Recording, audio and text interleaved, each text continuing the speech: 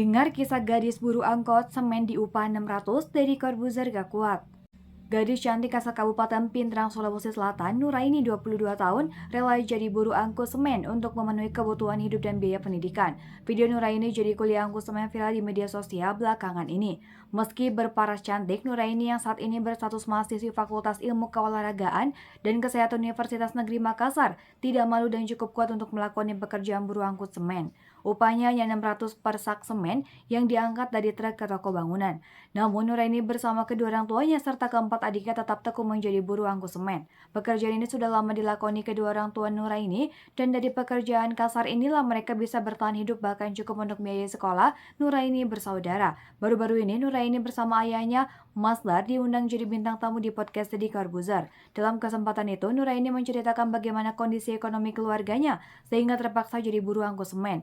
Nuraini juga tercatat sebagai atlet pencaksilat ini ternyata sudah terbiasa membantu orang tuanya jadi buruh angkut semen sejak kelas 1 SMP. Untuk sekali bongkar muatan truk, Nuraini bersama kedua orang tuanya biasa mengangkat 500 hingga 850 sak semen. 4 adik saya, 1 cowok, 3 cewek juga ikut angkut semen. Upahnya 600 per 1 sak semen dengan berat 40-50 kg, jelas Nuraini. Mendengar cerita Nuraini itu, Deddy Corbuzier geleng-geleng kepala. 600 perak untuk angkat semen 50 kg? Wow, saya gak kuat, ujar Deddy. Tapi memang begitulah pekerjaan Nuraini sekeluarga. Upah hasil dari angkut semen itu dikelola ibunda Nuraini untuk makan sekeluarga sehari-hari dan biaya pendidikan anak-anaknya. Selain berat, pekerjaan jadi buruh angkut semen juga beresiko. Ibunda Nuraini bahkan kini harus mengalami cacat pada kaki dan tangannya setelah tertimpa semen beberapa tahun lalu. Meski kondisi tubuhnya tidak lagi normal, Ibunda Nuraini tetap mengangkut semen sampai sekarang. Hal itu pula yang memotivasi Nuraini bersaudara untuk mau dan tidak malu membantu kedua orang tua mereka jadi buruh angkut semen.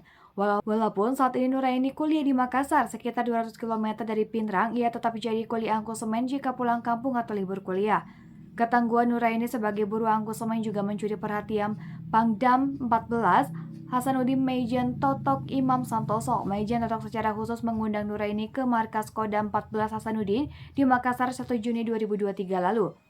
Maijen Totok memuji Nuraini dan berharap menjadi inspirasi bagi generasi muda agar mau hidup mandiri dan tidak hanya mengandalkan orang tua. Terungkap dalam podcast Deddy Corbuzier, ternyata dalam pertemuan itu, Maijen Totok memberi lampu hijau kepada Nuraini untuk membantu mewujudkan cita-cita gadis Pindrang ini menjadi Korps Wanita Angkatan Darat atau KOWAT.